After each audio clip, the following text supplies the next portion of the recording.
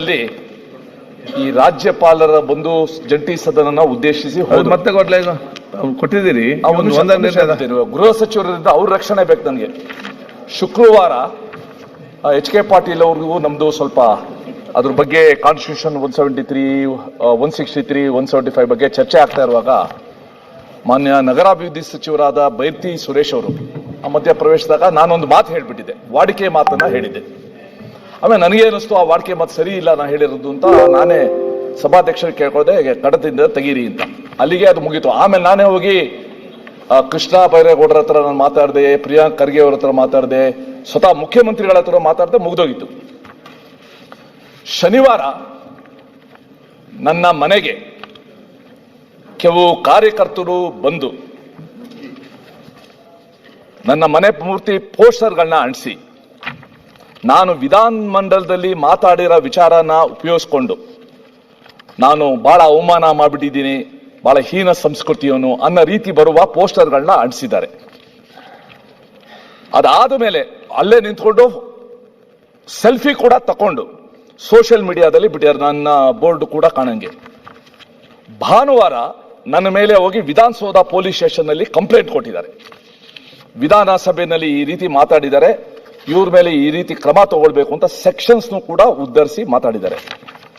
ಸಭಾಧ್ಯಕ್ಷರೇ, ಕಡತದಿಂದ ತೆಗೆದಿರೋ ಮಾತು, ಎರಡದು ವಿಧಾನ ಸಭೆಯಲ್ಲಿ ಮಾತಾಡಿರೋ ಮಾತು, ಈ ರೀತಿ ಹಾದಿ ಬೀದಿನಲ್ಲಿ ಸಾಮಗ್ರಿಯಾಗಿ ನನ್ನ ಮನೆಗೆ ಬಂದು ನಮ್ಮ ಕುಟುಂಬಕ್ಕೆ ಒಂದು ರೀತಿ ಆತಂಕ ಉಂಟು ಮಾಡಿದ್ರೆ it may not send good message to the society.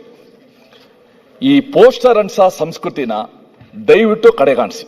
ಅದು ಸ್ಟಾರ್ಟ್ ಆಯಿತು, ನಿಮ್ಮ 40% ಪೇ CM ಇಂದ ಶುರು ಆಯಿತು ಪೋಸ್ಟರ್ಸು. ಇವತ್ತು ಇಲ್ಲಿ ಬಂದು ತಲುಪಿದೆ. ಇವತ್ತು ನನಗೆ ಬಹಳ ಎದಾಗ್ತಾ ಇರೋದು, ಯಾರಿಗೆ ರಕ್ಷಣೆ ಇದೆ ಇಲ್ಲಿ, ಯಾರಿಗೆ ರಕ್ಷಣೆ ಇದೆ? ಅದಕ್ಕೋಸ್ಕರ ನಾನು ಸಭಾಧ್ಯಕ್ಷರಿಂದ ಅವ್ರು ಕೇಳ್ಕೊಳ್ಳೋದು, ವಿಧಾನಸಭೆಯಲ್ಲಿ ನಾನು ಮಾತಾಡಿರೋದು ಆಮೇಲೆ ತೆಗೆದಾಕಿರೋದು, ಇದು ಆಚೆ ಈ ರೀತಿ ಮಾಡೋದಕ್ಕೆ ಅವಕಾಶ ಇದೆಯಾ? ಇದಕ್ಕೆ ನಮಗೆ ರಕ್ಷಣೆ ಹೇಗೆ ಅಂತ ದಯವಿಟ್ಟು ಉತ್ತರ ಕೊಡಿ. ಸರ್ಕಾರ ಆ DPARಗೆ ಇಲ್ಲಿರೋ ಕನ್ನಡ ಸಂಸ್ಕೃತಿ ಹೇಳ್ಬಿಟ್ಟು ಯಾವ್ಯಾವ ಗಾದೆಗಳನ್ನ ಹೇಳ್ಬೋದು, ಯಾವ ಗಾದೆಗಳನ್ನ ಹೇಳ್ಬಾರ್ದು ನಮಗೆ ಲಿಸ್ಟ್ ಕೊಟ್ಬಿಟ್ರೆ ನಾವು ಅದನ್ನ ಫಾಲೋ ಮಾಡ್ತೀವಿ. ಅಧ್ಯಕ್ಷರೇ, ಮುಖ್ಯಮಂತ್ರಿಗಳು ಮಾತಾಡಬೇಕಾದ್ರೆ ಇಂಟರ್ವ್ಯೂನಲ್ಲಿ ಹೇಳಿದ್ದಾರೆ, ಅಲ್ಲಿಗೆ ಇದನ್ನ ಮುಗಿಸೋಣ ಅಂತೇಳಿ.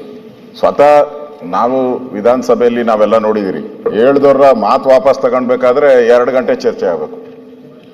ನಾನು ಹೇಳಿಲ್ಲ ಹಾಗೆ ಅಂತ ಹೇಳಿ. ಆದರೆ ಸುರೇಶ್ ಕುಮಾರ್ ಅವರು ತಾವೇ ವಾಲಂಟಿಯರ್ ಆಗಿ ಅದನ್ನು ವಾಪಸ್ ತೆಗೆದುಬಿಡಿ ಅಂದರು. ಅದೇನು ಆ ವರ್ಡು ಯಾವುದೂ ನಾನು ಹೇಳ್ತೇನೆ ಅನ್ಪಾರ್ಲಿಮೆಂಟ್ರಿ ಅಲ್ಲ, ಅಶ್ಲೀಲನೂ ಅಲ್ಲ, ಅನ್ಪಾರ್ಲಿಮೆಂಟ್ರಿ ಅಲ್ಲ, ಇದ್ರೆ ಹೇಳಿ. ಆದ್ರೂ ಕೂಡ ಸುರೇಶ್ ಕುಮಾರ್ ಸದನ ನಡಿಬೇಕು ಅನ್ನೋ ಸದುದ್ದೇಶ ಇಟ್ಕೊಂಡು ಮಾಡಿದ್ದಾರೆ. ಆದರೆ ಇವತ್ತು ಅವ್ರ ಮನೆಗೆ ನುಗ್ಗಿ ದಾಂಧಲೆ ಮಾಡುವಂಥದ್ದು, ಘೋಷಣೆಗಳನ್ನ ಕೂಗುವಂಥದ್ದು, ಮತ್ತೆ ಪೊಲೀಸ್ ಸ್ಟೇಷನ್ ಅಲ್ಲಿ ಕಂಪ್ಲೇಂಟ್ ಹೆಂಗ್ ಕೊಡ್ತಾರೆ ಅಧ್ಯಕ್ಷರೇ? ಹೆಂಗ್ ತಗೊಂತಾರೆ ಇವರು? ಇದು ಕೊಟ್ಟಿದ್ದಾರೆ ವಿಧಾನಸೌಧ ಸೆಕ್ಷನ್ಸ್ ಹಾಕಿ ಕೊಟ್ಟಿದ್ದಾರೆ. ಅಂದ್ರೆ ಇಲ್ಲಿ ವಿಧಾನಸಭೆಯಲ್ಲಿ ನಾವೇನು ಮಾತಾಡಂಗೆ ಇಲ್ಲ, ಇನ್ಮೇಲೆ ಎಲ್ಲ ಔಟ್ ಸೈಡೇ ನಾವು ಮಾಡ್ಕೊಂಡಂಗಿದ್ರೆ ವಿಧಾನಸಭೆ ಯಾಕೆ ಕರೀತೀರಾ? ಕರೆಯಬೇಡಿ, ಅವಶ್ಯಕತೆನೇ ಇಲ್ಲ. ಇಲ್ಲಿ ನಾವೆಲ್ಲ ಬಂದು ಏನೋ ಇಲ್ಲಿ ಒಂದು ಪ್ರೊಟೆಕ್ಷನ್ ಇದೆ ಅಂತ ಮಾತಾಡ್ತೀವಿ. ನಾವು ಕೋರ್ಟಲ್ಲೂ ನಮ್ಮನ್ನು ಪ್ರಶ್ನೆ ಮಾಡೋಕ್ಕಾಗಲ್ಲ, ಇಲ್ಲಿ ಮಾತಾಡಿರೋದು ಕೋರ್ಟಲ್ಲೂ ನಮ್ಮನ್ನ ಪ್ರಶ್ನೆ ಮಾಡೋಕ್ಕಾಗಲ್ಲ ಕಾನೂನು ಪ್ರಕಾರ. ಆದ್ರೆ ಈಗ ಆಚೆ ಕಡೆ ಕಂಪ್ಲೇಂಟು ಅದು ಸುದ್ದಿ ಆಗೋದು ಮಾಧ್ಯಮದಲ್ಲೆಲ್ಲ ಬರೋದಾದ್ರೆ 100 ಫೋನ್ ಬಂದಿದೆ ಸುರೇಶ್ ಕುಮಾರ್, ನನಗೆ ಫೋನ್ ಮಾಡಿದ್ರು ಸುರೇಶ್ ಕುಮಾರ್, ಸರ್ ಏನ್ ಹಿಂಗಾಗಿದೆ ಅಂತೇಳಿ.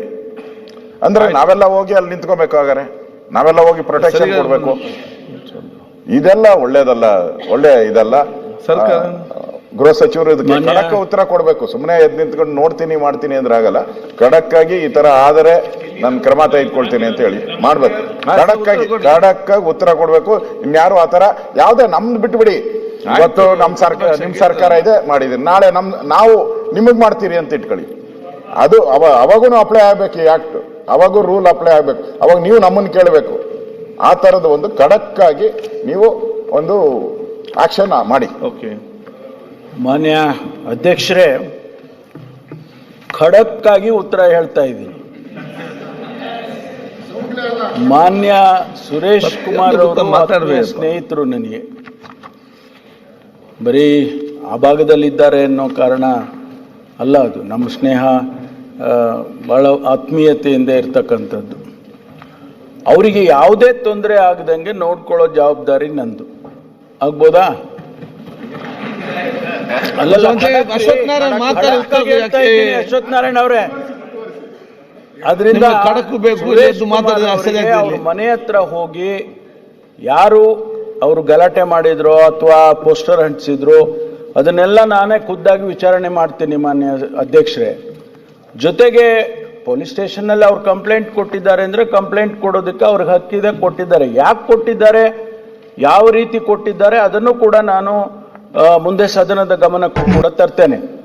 ಆದರೆ ಯಾವುದು ಇಂಥ ನಾನು ಕೂಡ ಒಪ್ಕೊಳ್ತೀನಿ ಮಾನ್ಯ ವಿರೋಧ ಪಕ್ಷದ ನಾಯಕರು ಹೇಳಿದ್ದು, ಸದನದಲ್ಲಿ ಕೆಲವು ಸಂದರ್ಭದಲ್ಲಿ ನಾವು ಗಾದೆ ಹೇಳ್ಬೋದು ಅಥವಾ ಏನೋ ಲೋಕಾಭಿರಾಮವಾಗಿ ಜನಸಮುದಾಯದಲ್ಲಿ ಆಡ್ತಕ್ಕಂಥ ಮಾತುಗಳನ್ನು ಆಡ್ಬೋದು.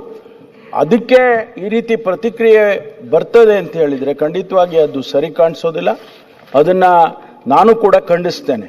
ಯಾಕೆಂದರೆ ಇದು ಒಳ್ಳೆಯ ಸಂಪ್ರದಾಯ ಆಗೋದಿಲ್ಲ. ಇದು ಮುಂದೆ ಯಾರು ಬೇಕಾದರೂ ನಾವು ಮಾತಾಡ್ಬೋದು, ಆಗ ಈ ರೀತಿ ಆಗ್ತದೆ ಅಂತ ಹೇಳಿದರೆ ಅದು ಒಳ್ಳೆಯ ಸತ್ಸಂಪ್ರದಾಯ ಖಂಡಿತವಾಗಿ ಆಗೋದಿಲ್ಲ. ಅದಕ್ಕಾಗಿ ನಾನು ಮುಂದೆ ಏನು ಕ್ರಮ ತಗೊಳ್ಬೇಕೋ ಖಂಡಿತವಾಗಿ ನಿರ್ದಾಕ್ಷಿಣ್ಯವಾಗಿ ಖಡಕ್ಕಾಗಿ ತಗೊಳ್ತೀನಿ.